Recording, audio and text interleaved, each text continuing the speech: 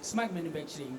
Okay, you know for a fact, and we all know for a fact, that businesses invest heavily in developing their own technology, developing their own innovation to offer for market, to offer for commercialization. Okay, I give you a scenario. Okay, this company A spent almost 1 million just for R&D, Mr. Sazlan, right? So tell me, based on from your experience, what are the challenges in the market when you have developed your own products, your own innovations? What are the challenges in the real market out there? Are the market outside ready to adopt to your technology? Please, Mr. Sazlan, maybe you can share. Okay, thank you very much, Tuan Zakri. So basically, we're talking about risk lah, kan? I think before anybody make any judgment or before they want to invest, obviously you have done your due diligence, whether the market wants it or not, whatnot, kan? So as I said, it's very important to have a roadmap on what you want to do. Okay, and in the roadmap, normally you have already studied the requirements, you know what the market wants, how long does the development takes. Okay, from there, you know, okay, let's say you're developing a product for, you require 6 months or 1 year to develop a full-blown product, and within that, after that 1 year, you have to make sure that your investment can actually can be monetized, right? So that's part of the work that needs to be done to ensure that the whatever investment that was made can actually make sense, make business sense. Okay, so risk is that when you talk about business, you know, there's always risk. So there's very little that we can do about it. Okay, so to continue on that, to expand more on that, that's one of the reasons why I keep on stressing on roadmap and make sure that the roadmap is actually aligned with the business. Because one of the past experience that I have encountered in the past is that when people wants to go into this technology development, right? So they came to me saying, Shazlan, kita orang nak implement Industry 4 dalam kilang. So the question is, apa itu Industry 4 yang kau nak buat? Entahlah, kita nak Industry 4 je. So it doesn't make sense, you know, Industry 4 is just a term. So what exactly that you want to do? What is the pain point that you want to solve? So go back to the basic, you know, go past all these terminologies, yang all these the bombastic words, Industry 4 lah, benda semua. Go back to the basic. What is the pain point you want to solve? What is the commercial aspect of it? What is the market demand? Okay, regardless of today we have Industry 4, then next few more years we have Industry 5, 6. So go past that, go back to basics. So what exactly that you want? Then that's how you can manage the risk better. Thank you. All right, thank you, Mr. Sazlan, for the answer given. That is coming straight from the heart of a businessman. So remember, do your own due diligence. All right, my next question to the next panel, Dr. Kamruzaman. Okay, as manufacturing, yeah, Prof. KJ, yeah, as manufacturing is becoming more digitized, everything digitized. We got to do data analytics, we got to process on the AI, you know. So what is the role of the data analytics and also AI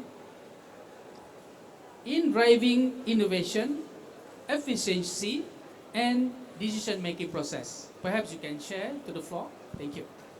Thank you, Tuan Zack. Basically, what I did currently, what I do currently is to help the SMEs, not the bigger SME, the small SME, medium and macro, to migrate them to have digitalization thinking on the productions. So back to the questions. Normally, as what Dr. Rohaizat said just now, kan, kita record data, transit data. Actually, if you go on the journey of digital transformation journey, you start with digitization. Digitization means it's from analog to digital. That's the first level. Then you go on digitalization. Whatever data that you have in digital, you convert that into a visualization, then you can do decision making out of that. Then you use, the next level, you use all the technologies that are available in Industry 4.0, like AI, robotic, IoT, and the rest of it. So what we do in manufacturing, I will say is 3R: record, report, and react. Okay, that's what we did currently. And it takes so long to react to the situations. So when we have IoT in the pictures, the data is taken real time. That's the best part. For your information, iklan sikit boleh I developed my own IoT devices by the name of Hibiscus Sense. You can go to the website and then you just Google Hibiscus Sense for students to learn and go detail on it. So when you talk about data analytics, I did a lot of data analytics currently. I believe that the data can help us to improve further. So when you go on the visualization of the data, you can see there are 4 analytics. Number 1 analytics is descriptive analytics. You look at the data, you look at the visualization, you can see what happened. So then you go on diagnostic analytics. What happened actually? Why it happens? Then you go on the predictive, predictive analytics. Then you go on predictive analytics. There are 4 levels of analytics. So if with the data, we can do hindsight, we can do insight, and we can do foresight. That's what we do. Before, when I worked during my time when I worked back in 89 until year 2000, we have data, but it's all manually record, and we have to design and then to come up with the data by using Lotus 123, by using Excel. So now you can do a lot of analytics by using current available, and some of them are free in the market. So you can use Power BI. If you are Microsoft lover, you can use Power BI. If you are a Google lover, you can use Looker Studio. You want to record, there's no more manual record. You can use Google. You can go on AppSheet to record manually. You can scan barcode and everything. They're all digitalized now. Okay, so the importance of the data analytics for me, not only in the manufacturing, Tuan Zack, in all of the business. In the future, believe me, in the future, all of us will become business intelligence. All of us will become data analysts. Data scientist is different, then go to AI lah. Okay, and then data engineer is more on the hardware and the security. So we as a human, we work with AI, but decision making is still us. We program the AI, but before we program the AI, we need to understand the data. So we must become a subject matter expert to understand what are the situations, and then we program to AI, we give information to AI, then only AI will work on it. So believe me, the future of this smart manufacturing, more or less, you will go on data analytics. So for the students and for the rest of us, I think we have to be part of the data analytics. As what the WCY World Competitiveness Index 2024, Malaysia rankings down from 27 ranking down to 34 out of 65 countries. And when I go deeper on it, use of big data analytics in Malaysia also going down from number 1 2017. Now Malaysia become number 40 because we have data, but we don't really appreciate data, and we don't use data to go to optimized level. So tambah sikit boleh. So when you go on IoT, Internet of Things, or IIoT, whatever it is, the first step you do is you use monitor, as what Dr. Raizat said. You use IoT to monitor, keluar, display, everything. On the second level, when you have the monitoring level, then you go to control. Monitor, control, then you go optimize. How you can optimize your machine? There is where OEE is coming into the pictures. When the optimization is good, then only you go automation. That's how the flow goes on the IoT. Anyhow, it talks about data. Right? Thanks. Back to you. Thank you very much, Dr. Kamal Zaman, for a lengthy explanation. Okay, that we got some gist of it, which is we need to utilize all this data, not just to collect them. You see, then the AI can work. Otherwise, the data is no value. All right. So, any question from the floor? Any volunteers? Any? Okay. All right. State your name from which department? Assalamualaikum. My name is Azlina from Matre. I got question to perhaps to Dr. Rohaizat ataupun Dr. KJ. I'm just wondering, where is Malaysian companies at the moment in terms of adoption of smart manufacturing? Our companies are fast enough in adopting all these four technologies that you mentioned before. Thank you. Right, thank you. Thank you for the question. Back to Dr. Raizat. I jawab dulu Okay, if we look at our result of Industrial Forward Readiness Assessment, last time we have RA, Readiness Assessment for Industrial Forward Policy. We SIRIM has been tasked with, I think, half of this company for industry readiness assessment. So on the finding of a readiness assessment, we found that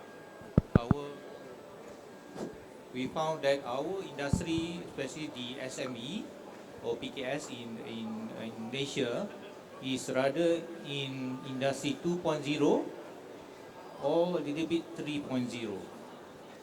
That one is SME lah.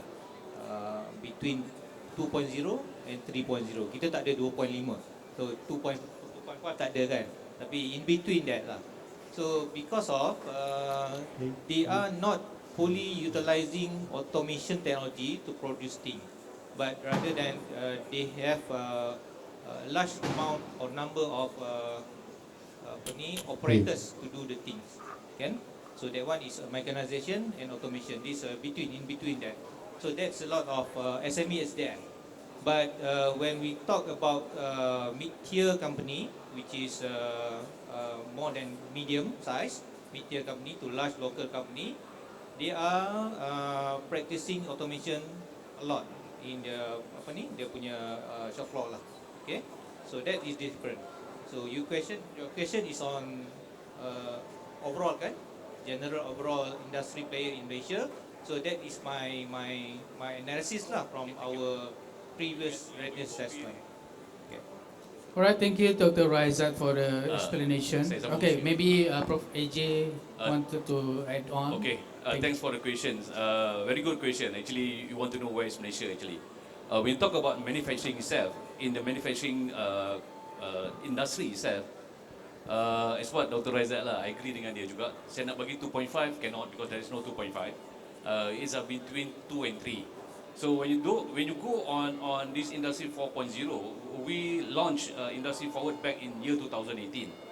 So our mentality was failed because we thought the industry forward was launched in 2018. It's only for manufacturing, but yet nothing happened. All right, Dr. Raizat agree dengan saya, all right. But through my experience, I think after that MPC did some studies, some survey. We go on the productivity 1010 on smaller scale. So that was 2022, if I'm not mistaken, 2 years ago. And there was about 800 participants that answered the questions, and most of them are not the eldest one, not the medium level and above, is a medium and below. And 80% out of the data shows that most of us are level 1. You know what level 1 is? Level 1 means observer. Alright, so on that particular time, year 2021-22, we are just an observer to the technology. But as time goes, with the promotions, with awareness, with a lot of activities that come into the pictures, I believe the SMEs are ready to move. The only drag him down is some of the issues like funding, infrastructures, the skilled workers, they don't really understand which technologies that can be used inside your factories that can enhance, optimize the production. So back to your question, I think we are, not to say slow, but we are picking up now, I believe, with the new NIMP plan 2030. After Industry Forward, now they move into NIMP 2030, National Industrial Master Plan 2030, which their target is to produce 3,000 smart factory. So, but when the NIM 2030 goes into the pictures, what about the support, the local technical skills people? That's the issues now. So back to you. All right, thank you so much, Prof. KJ, for the answer. I hope, Puan, that answers your questions. So, anyone would like to ask? I'm going down. I'm going down. Okay. We have one of our. Okay. We give to the gentleman first. Right. Thanks. Your question, your name? Hi, Assalamualaikum. My name is Naziruddin and I'm participant from T-Robot UPM MTDC. My question is, kalau macam syarikat-syarikat kecil boleh ke mula gunakan teknologi dan juga AI contohnya? Adakah memerlukan kos yang tinggi ataupun bagaimana? Yang ini kita bagi Cik Zazran kita jawab. Pasal beliau bermula dari kecil, ya Cik Zazran. Semua syarikat startup di Malaysia bermula daripada kecil. So you punya question tadi lah kita bagi kepada Cik Zazran. Silakan. Terima kasih. Jawapan dia ya. Jawapan dia definitely ya. Definitely. Man, there's no issue. In fact, that should be the way forward to start with. Primarily macam yang saya mention earlier kan, yang roadmap is very important. You don't have to invest a whole lot masa awal. You start small. Kan, data ni there's no point of talking about big data if you cannot capturing data. So you start from capturing data, and then dari situ kita boleh buat our own simple dashboard. Hantar ke cloud, ke database. There's a lot of tools nowadays that it can be used. So normally for most companies that I know that we have worked with, when they started off, they use something simple, something that they can consume, something that they can manage themselves. Okay, but then as the company grow, the operation becomes more complex. That's when they starting to have more complex systems in place. But to answer your question, definitely not just yes, but I believe as per all the panels I mentioned just now, it's a must nowadays. So when you start, don't just simply capture data, just ambil, tulis kat kertas, simpan. You need to have this mindset. Okay, all this data, macam mana, how do we digitize? Kan, macam mana kita nak simpan? Later on dah ada digitize, simpan dekat Excel ke, dekat Google Sheet ke mana ke. Later on then you move one step up. How do you visualize the data? Then once you have visualized the data, how do you come up with a trend? How do you analyze the data further? A step at a time. Okay. Alright, maybe Prof. KJ would like to add some of his point. Thank you soalan tu. Small company boleh start ke tak boleh start kan? Dia tak kira pun, sesiapa boleh start sebenarnya. Alright, so it doesn't matter you are a big company or a small company. For me, the small company is easy to start. Why? Because regulation is small. You tak ada hierarchy. So the most important thing is the mindset. So if you have a fixed mindset, definitely you cannot start. If you have a growth mindset, then you can start. Because you know that, Shazlan tahulah whenever we do programming, there is no straight way past, terus keluar programming. No, there is no way. We have to do try and error. So this smart manufacturing is a journey. Alright, it's a journey. You do try one time, it's fail. Then you study again. You do. So the fixed mindset, saying that you do try once, then that's it, cannot. Then the boss kata, tak payahlah, forget about it. Alright? So the growth mindset now is that when you do fail, you try. You find you will be encountering another possible solution and tools maybe. Alright? So as for me, I'm using a Google environment only, which is free. If you're a student, you register as a Google, 15 gig is totally free. I'm not promoting Google, Don't blame me on that. But I'm talking about to have the people to really understand what the benefits and the importance of having data analytics. That's the most important thing. You don't have to think about robotic first, whatever. As what Shazran said, you have to go on low, then you go high. Right? Think big, but start small, then you learn from stage to stage. I have one case. I did attend to one of the quite a big company as well. Their boss is really reluctant to go on the smart manufacturing. But then I just give one example. I just put one of my device, IoT device, put it to the machines, and I connect the device to the Google Sheet. Then from the Google Sheet, I connect to my local studio. And I send automatically report to him every day without fail at 5 o'clock. And I can program it. Then when he knows about that, when he driving also he can see the report. What happened to the manufacturing? How many quantity can be delivered tomorrow? He knows. But then I just purposely I stopped. After 3 months I stopped. Then he start asking me, hey KJ, come to see me.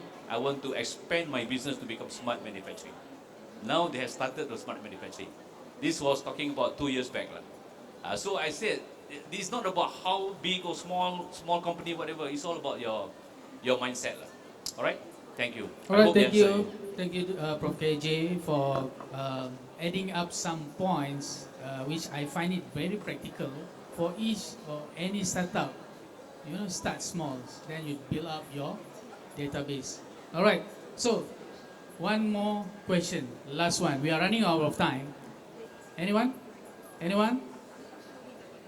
The lady from the back? Guys at the back? Anyone? Okay, one last question. Okay, state your name. Hello, my name is Nahafiz Alias. I'm with MIFA. My question to Encik Kamaruzaman is, I give a statement first. I think it's more on labor, right? Macam mana nak cakap, kadang-kadang small business dia macam tak, dia kurang funding apa semua, and tak naklah bayar pekerja terlampau sikit. Tapi kalau nak pergi kepada IR pun, kalau nak transfer ke IR pun zero pun tak boleh, sebab dia punya cost tu agak tinggi kan untuk buat semua benda tu. So my question is, how macam mana industri player yang besar-besar bersama dengan macam kerajaan ke apa nak help us yang daripada bawah. Contohlah macam saya bagi contoh, saya ada business sendiri, which is saya buat, I did my own cleaning service, and I do the marketing on my own. I did the data analytics on my own. So I have few of macam data about my customer lah. Cumanya the problem that I have faced is itulah labor, right? Macam saya tak boleh charge saya punya pelanggan terlampau tinggi sebab dia akan macam, kalau mahal siapa yang nak kan, tapi saya pun tak boleh charge terlampau rendah sebab nanti saya lah yang rugi kan. So itu yang antaranya masalah yang kami yang kecil-kecil ni. So I nak tanya pendapat yang macam yang industri player yang dah besar dah tu, macam ni nak. Okay, saya rasa saya dapat dah dia punya point dia, Dr. KJ, Prof. KJ, ialah yang kecil-kecil ni bila nak letak harga yang terlampau tinggi, takut customer, company besar-besar pun like offer lagi rendah kan, because it's about the question of costing, I think, untuk meletakkan sesuatu produk services. Okay, so macam mana kita nak jawab persoalan tu from the perspective of industry player? Dipersilakan. Soalan ni soalan business lah, kan? More like business punya attitude lah. Satu, when you talk about industry 4.0, when you talk about smart manufacturing, they are challenges. Okay, there are 5 challenges, which is FIRST. Okay, you can record and you can type. First is funding. Second is infra. R is regulations. S is skill, and T is technology. So your question is about more on the funding and also the technology, the first and the last. Okay, so there's a lot of technologies available in the market, and depends on what types of customers that you're facing with. Okay, so for me, I currently helping government to put some smart manufacturing basic understanding to the industries through my words, I call it digital lean. Mungkin Dr. Razak pun tahu, to get the digital lean comes into the picture before you move to the smart manufacturing. So we go on the lower level, but yet the items of smart manufacturing is still there, which is IoT, which is data analytics, and the rest of it. Okay, so but no AI lah, but budget kecil kan. So when you talk about business, basically, to be frank, saya pun sometimes I look at the customer. If the customer level is high, we got like medium, macro and micro and above. Uh, we go on the medium atas, kita bagi solution yang mahal. When we go on the lower level, kita bagi solution yang rendah. As long as they adapt the digital technology, that's the most important thing. So if you ask me, if I just to do like analytics, predictive analytics, we call it data analytics, using Google Looker Studio, I just charge them like simple one, as low as 5,000. All right. So again, it depends on what types of company that you are engaging with. So if the company is bigger, then we use the IIoT, industrial IoT. But if the company is on the lower level, it's a normal Arduino, Raspberry Pi, whatever it is, you can do that. Alright, so that's my, it depends. Saya tak boleh nak bagi direct answer, but it depends on what types of customer that you are facing with. It goes on that. Alright, thank you. Alright, Cik Fiza, hopefully that answers your questions. Okay. Ya, okay, ada tambahan sikit daripada Encik Sazlan. Okay, dipersilakan Encik Sazlan. Jadi your points. Just to share a few points. One thing, kita don't look at that, you know, big companies, they are more advanced than smaller companies. I've seen a lot of cases where, you know, smaller companies is adopting more technology